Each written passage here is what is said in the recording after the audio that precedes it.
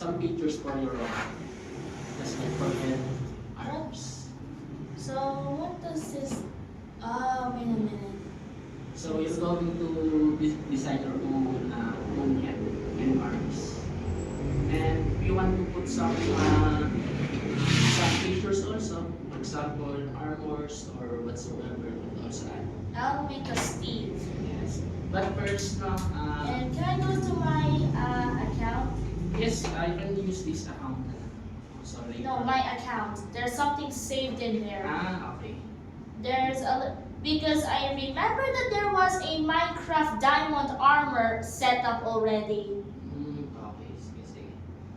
So connect everything first so that we can put all of it in. Yes, okay. Can you Now- do it para ano? Now just Yes. So it says here kasi switch sa... seats with me. And you can Ito, ilalagay ko sa'yo. Okay. Since mamaya pa naman yung design natin. But you still have Arduino. It's the perfect size for a breadboard, so that's where it goes. And maybe you Arduino should make this.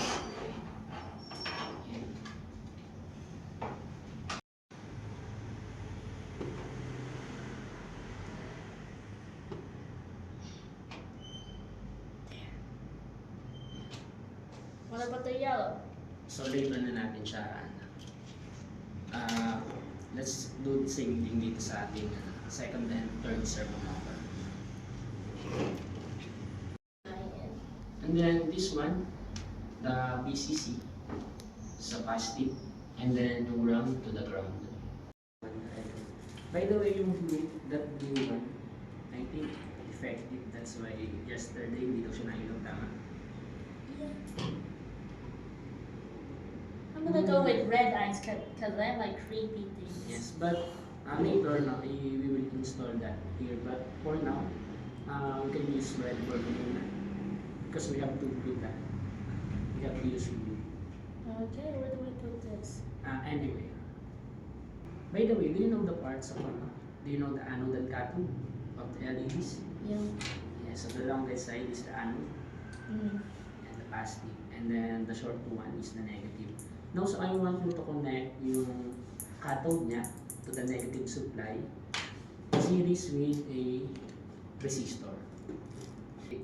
Using resistor dito sa ating negative supply. So here. Yes. Is it the cathode?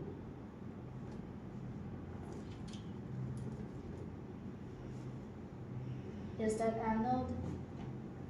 Maybe this one. Let me check first. Let me. Yes, this one. It's the right side. Yun yung anode. Maybe we have to remove the supply muna. Yeah. Then replace it. Yan. And then I think we can place it na inside the robot.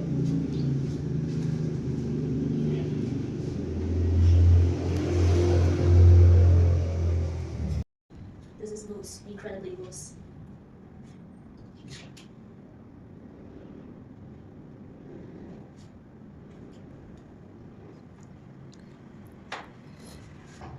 Let's check on it.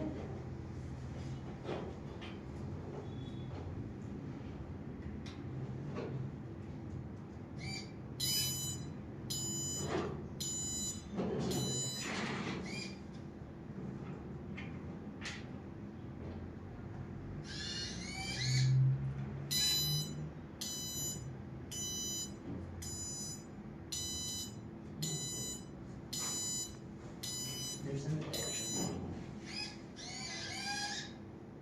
Yan. So this robot now will continue to turn his head left and right, then move arm, swing the arm. Once there's a detection, like this one, so the buzzer will buzz up. Then as you can see, the lights. This would look great on a creeper because that would mean it would explode if it detects a player. No, it's not enough. It will just shake his hand Oh. like this one. the buzzer will buzz up, and then as you can see, the head stop turning. Then his arm will ask for a handshake. Now, can you make a design for your head and arms? Can you make your head and arms for this robot using Tinkercad? So you can add it na dito. Wait, we have to assemble this thing first. Wow. Ay, Natunog na, no? Yeah. Pwede ka mo